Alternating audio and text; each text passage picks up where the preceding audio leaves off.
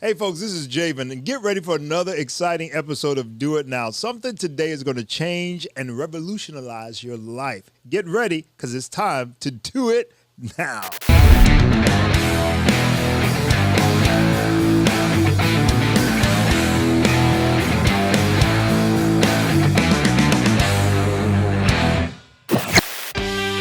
What's up, good people? That's pretty loud. I have one of the best, the man, the legend, the myth, the force of favor himself, Dr. Dave Martin. What's up? Hey, man, so good to see you. What do you have? You have motor, is that, no, that's Harley Davidson. I thought that was your church. Yeah, my church looks like a Harley Davidson dealership, though. Exactly. No, for real. For real. I really thought and we have Harley Davidsons in the lobby. Yeah, of the church, yeah. So, Is that something you like? It is something I like. Yeah, I enjoy riding. Let my hair blow through the wind blow through my hair, kind of thing. Through your beard. So, yeah, through that little bit of hair I got on my goatee.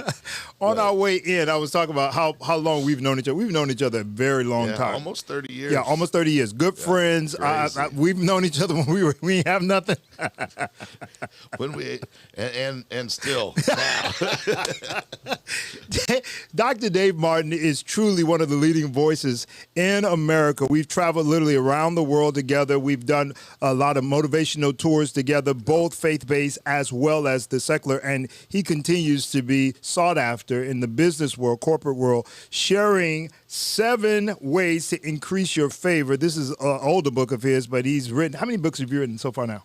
10. 10 books, all types of great books that he's written, helping people to get out of the muck. What is your knee-jerk? When I say getting unstuck from unsuccess to moving your life to a pattern of success, what is kind of the first thing you try to tell people? Yeah, I think the first thing is digging out that they do have potential. Yeah, that there is the potential in them. Sometimes they don't recognize it, and helping them to recognize it. You know, the law of recognition. Whatever you recognize, you become thankful for. Whatever you're thankful for increases. And so helping people to recognize that they have gifts, talents, things already inside of them, a plan and a purpose for a future and a hope, right? I think I read somewhere in a book about that. That's scripture. Yeah. But helping people to see that in themselves. And most people don't see that. Most people don't see it. All right, so let's do basic. Let's start with recognition, because I agree with you so much, power of recognition. How does one recognize, what is the thought pattern of how I start looking at my somebody that sees a life that's kind of boring, unsuccessful? Of course, our problems are so loud. How can I identify or recognize I got something? Is there a way to do it? Is there a trick? Yeah, a trick starts with tricking our mindset, changing our mindset, changing our thinking, which so much of it goes back to that. As a man thinketh, so is he. And so much of the battlefield, so much of everything that we face happens in our thought life and in our mindset. And so I think that's the key, is first beginning there, saying, okay, you know what, I've got to work on my thinking, my mindset. I got to believe. I got to begin to believe that it's possible. You know, you've been declaring this the year of yes, and well, that's great, but I don't believe that. Well, then it's not going to happen. Right? Yeah, it's good. Until I can begin to believe it, I'll never see it. Yeah. And we've been calling it a year of unlimited possibilities, kind of the same thing, right? Yeah. But until you believe that all things are possible, I mean, we have a Bible, we've read it, but we don't believe it. Yeah. Right? Yeah. And so I think that's the key, is in your mindset, overcoming that battlefield. I've been doing a series at our church right now on habits. Okay. I wrote a book last year called Make That, Break That, where we just talk about how do you overcome bad habits. Most people think of habits, they think of all the bad things, right? Yeah. I got to stop doing that. I got to stop doing this.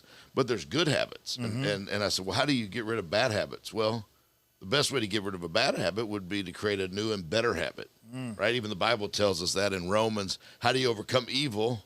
You overcome evil with good, right? So if I have the habit of worry, like so many people do, worry about everything, or fear. How do I overcome the bad habit of fear? How do I overcome the bad habit of worry? Well, develop the good habit of faith, a habit of living by faith, of expectation.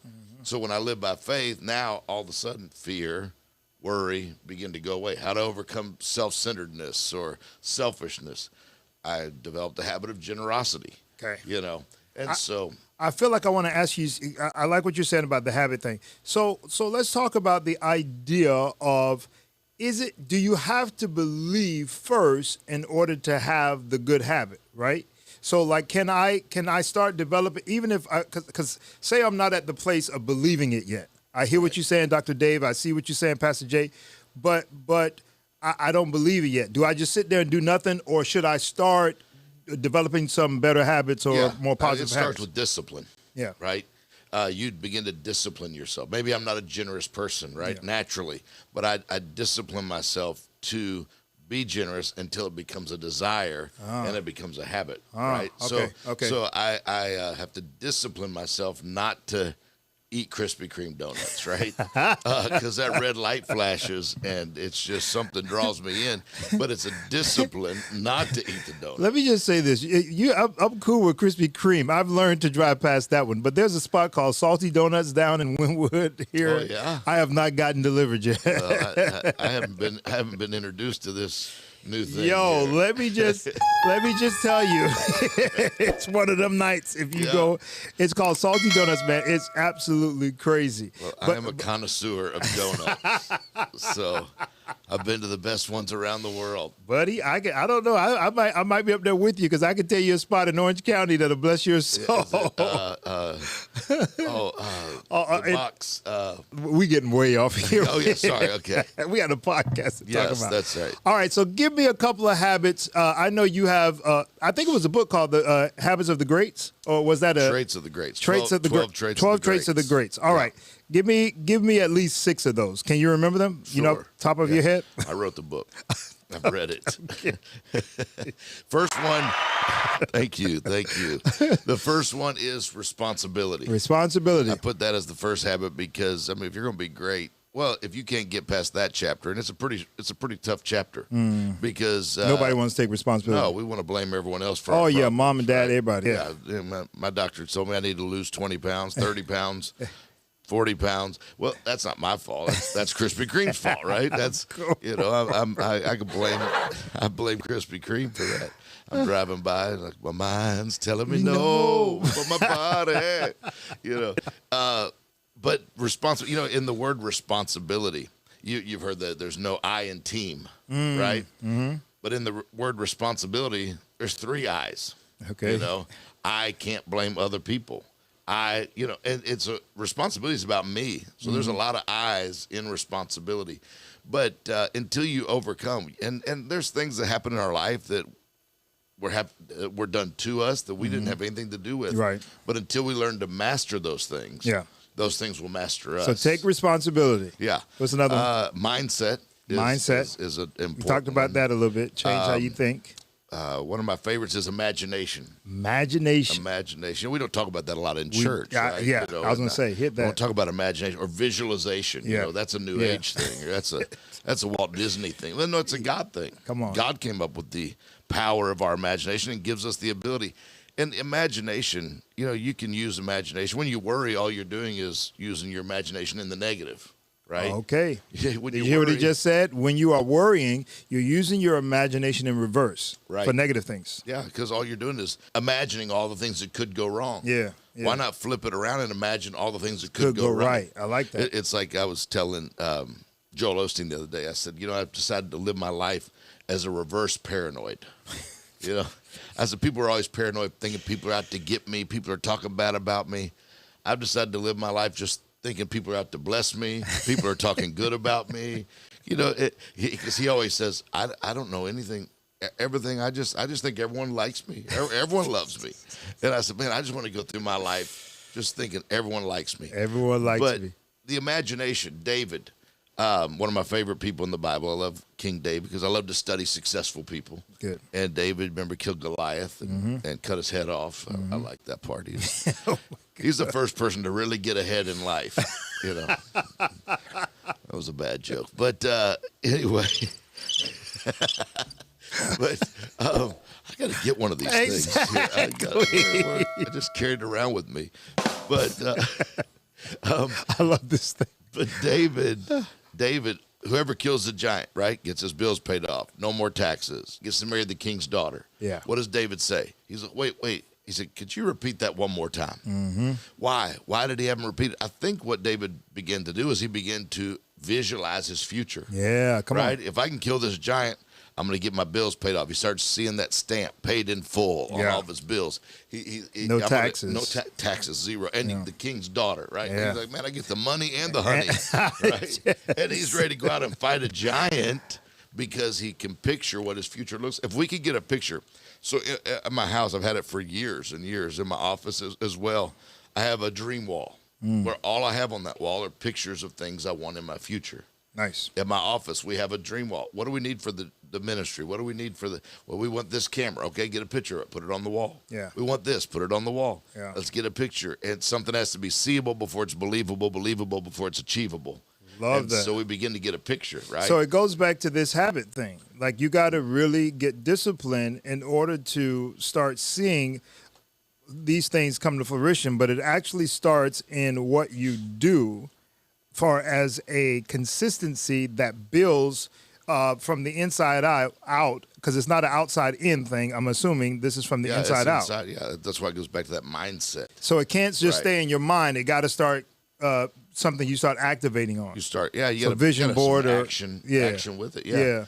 And it can be anything on your vision wall. I've got pictures of things from equipment that we wanted to generosity. We wanted to give $100,000, so we wrote a check out. Wow. For $100,000, right? I've never done that. I really should try that. Jim Carrey did it years ago say. when he was just starting out. He used to be on that show in Living Color. Uh-huh. He wanted to be in a movie, so he wrote himself a check for $10 million. $10 million. Carried it in his wallet. One day, every day he'd open it, he'd see that picture. And he wrote it within a week. I think it was within a week of the check he wrote 2 years earlier, the date he wrote on the check. He signed the deal for the movie. I think it was Ace Ventura, Pet Detective. Ace Ventura, yeah. $10 million, right? Yo, let me tell you something. I really believe that it is so crucial that I feel like sometimes those of us that are believers or Christians find it the hardest to do something like that. And let me throw this back at you. Why do you think that is? Like, we're supposed to be people of faith, but here Jim Carrey is, and I don't know his religious belief, but I've never seen him at a conference. You haven't? I thought I saw him at the Now conference. Maybe that wasn't You him. prophesied he will be. Jim, come on to the Now conference, be one of our special speakers. But it's interesting that you hear stories like this. And I'll tell you one for me. I lived in LA for many years. I saw kids all the time get on and off buses with their headshots, their resumes in the hot blazing sun, only to be told about 20 no's that day, only to get back up the next day and do it all over again. Yeah. Why is it so hard for believers to believe? Oh, well, we're just waiting for God to do it. We don't have to do anything ourselves. We're just like, God will do it. And so Christians get lazy waiting. Ungodly people are using godly principles to achieve ungodly results. While the church, we ignore. There's a big difference between the person of Jesus and the principles of Jesus, right?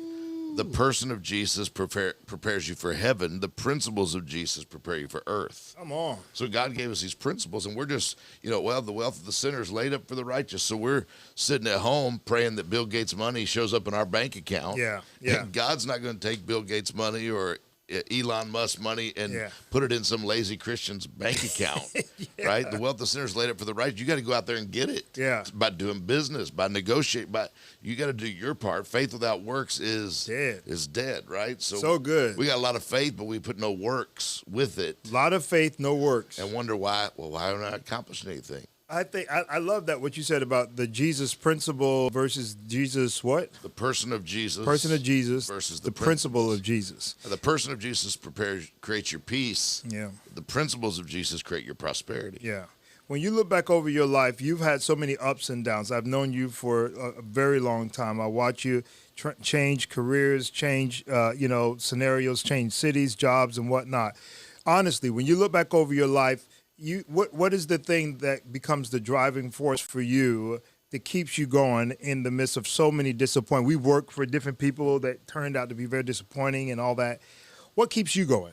Yeah, I think looking at the bigger picture knowing that God, believing the Bible, that he does have a plan and a future for me, and it's for good. Yeah. And so no matter what happens around me, I can see the bigger picture of where I'm going So good. in the future. And I think keeping my eyes on that has helped me.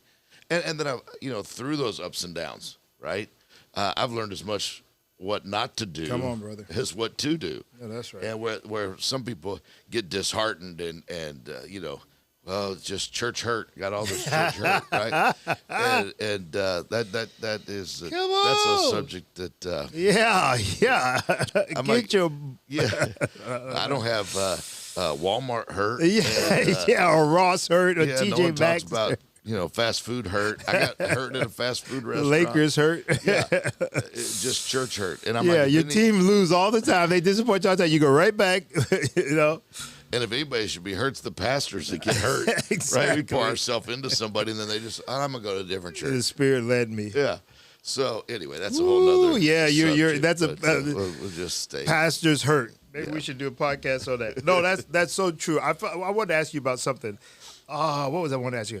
All right, so we talked about your different transitions and what keeps you going. You said you keep your mind on the bigger picture. And I have to work at that all the time. My mindset, I'm staying positive. That's all. Actually, people look at me, oh, you're always happy. You must be positive. That's a lot of work. That's something I work on every single day. That's good. Because I never thought about that. I'm naturally, I'm like the sky's falling, right? Every Monday after church, I want to quit. Wow. Ministry, Wow. like, oh, they didn't like me, they hated me. I know I'm like that. I didn't know you were like that. That's surprising to hear. Even my blood type is B negative, right? So this is a lot of work. But you're like, I think they hated me today. That no one liked my message. None of them came to church. And take it personal. I taught this past Sunday on developing the habit of confidence. Right? Not just confidence, but a Godfidence of knowing who I am in Christ, right?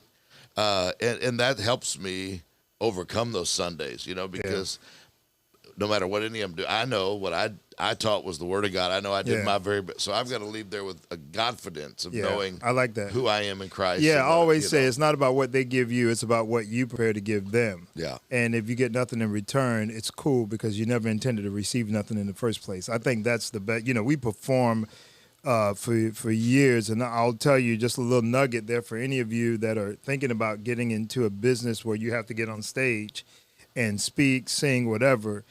You don't get on stage expecting nothing from the audience because they have nothing to give. Although when you get on the stage, man, I try. What's that one song you did, Uptown Funk? Is that original? Did you write that? Don't get me started on your albums. You can light up the stage, man. Don't get me started on your Southern gospel career. All right, so you have the ability, similar to me, I would say, one of the few, we fall in the category of very few people that can navigate between all these different scenarios, right? Yeah, really. Yeah. I've seen we see each other in the same places all the time, and it doesn't matter if it's black, white, secular, Christian, this denomination, that denomination. Somehow, we're able to just kind of get along, get in, and make it happen. I know what that is for me. For you, what is that? How did you develop such a skill to be able to basically get along in all arenas? I just pretend like I'm you. So, do you know what all those buttons are for? I love this. That's good. I like that. That's good. Would you help the people, please? I think, we're salt and light. Everywhere I go, I've got to be salt and light. What does the Bible say? We're to be salt to bring out the God flavors of the earth. Well, if I don't know how to walk into different environments and know how to act in different environments and connect in different environments, I've got a lot of friends that love God, love Jesus, they're strong Christians, would not know how to talk to someone who's not a Christian. Yeah. And would not know how to explain a principle without giving a whole bunch of scriptures. And so I've asked God to give me the ability. I remember years ago going to the Get Motivated in the 90s before you and I were ever there. Wow. And I was at Reunion Arena in Dallas, Texas, and I saw Zig Ziglar on stage. Never seen him before. I don't even remember how I got to that event. Wow. But I thought, I want to do that. Now, all I knew was church. I've been in church my whole life. And I thought, this guy, I can tell he shared his testimony. Yeah, he's preaching. Right? But yet he's one of the greatest motivational in the secular arena.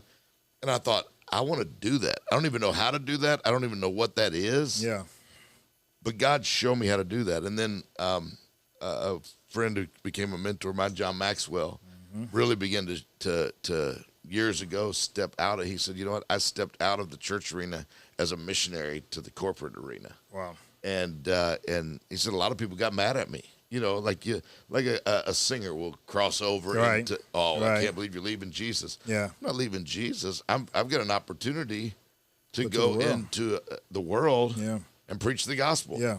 You know, and a lot of times it's not preached by what I say, it's preached by what I do. Yeah. Don't you think we get in the way of ourselves a lot? You know, like the whole idea of not thinking we can go into the secular world and preach to corporate America because we won't change I call it cultural fit.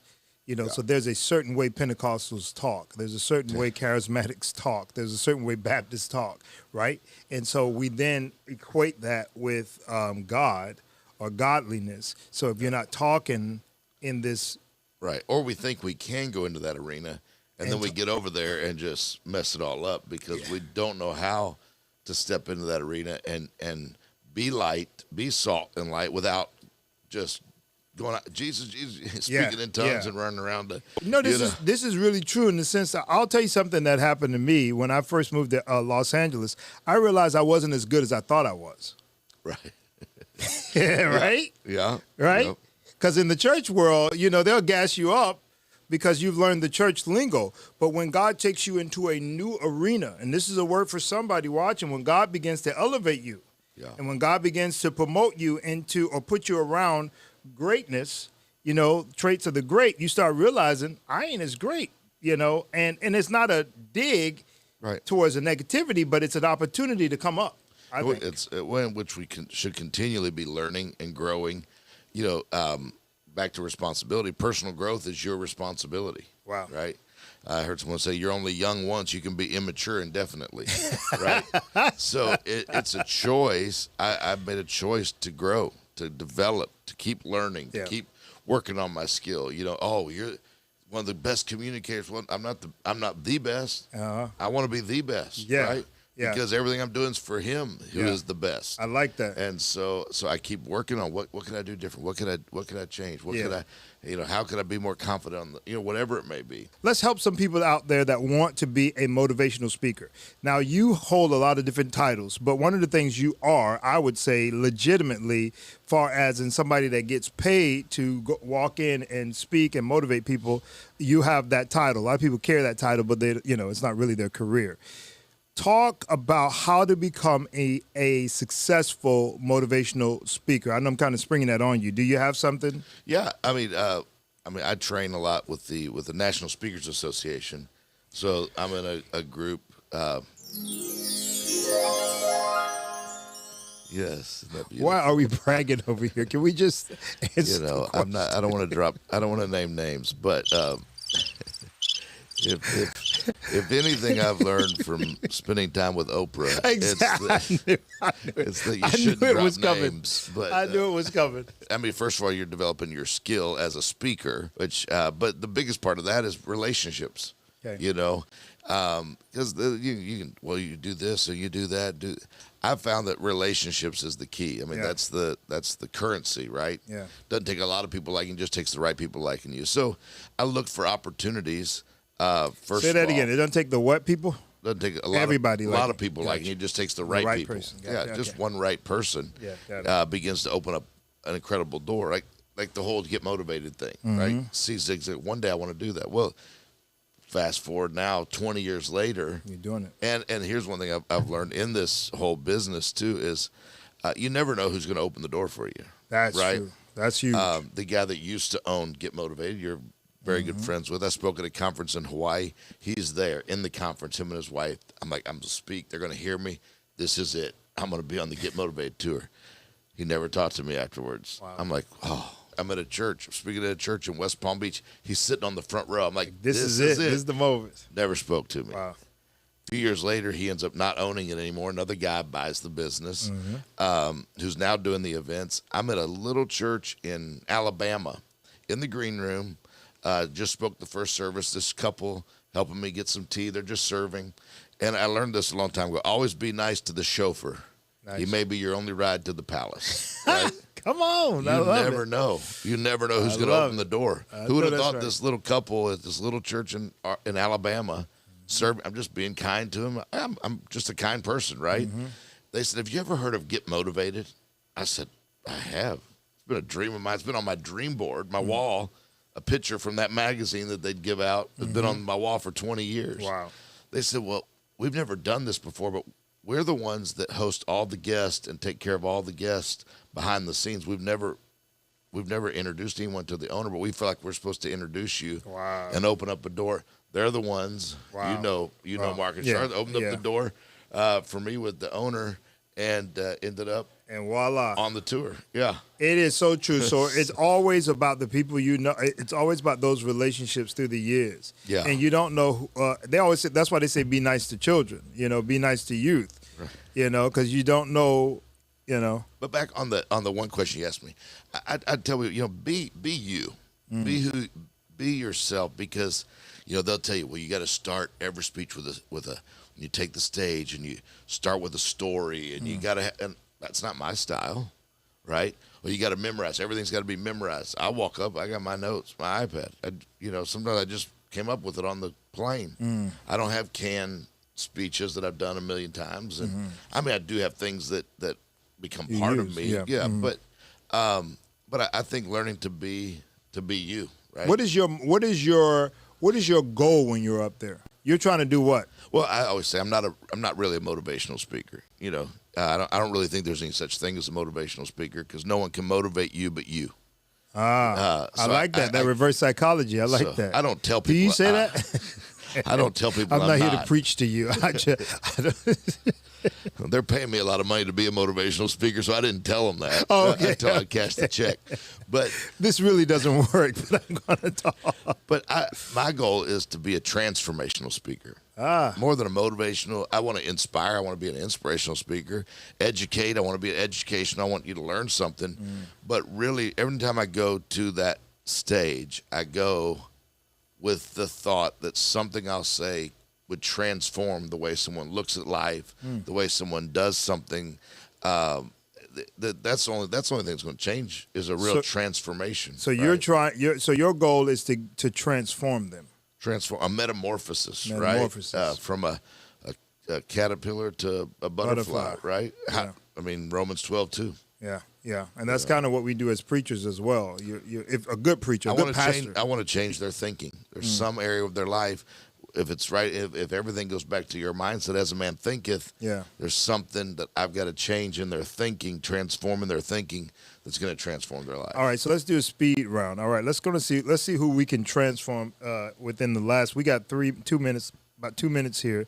Let's see how much we can transform. I'll stop. When I stop, you got to go. You're going to look into the camera and you're going to say whatever you're going to say that's going to transform them and change them. I'm going to try to think of something. And let's see if I can keep up with you, all right? So I don't know where you are right now, but I just want to tell you, if you begin to believe in yourself, have joy in your heart, I believe the best will be yet to come, because joy is your strength.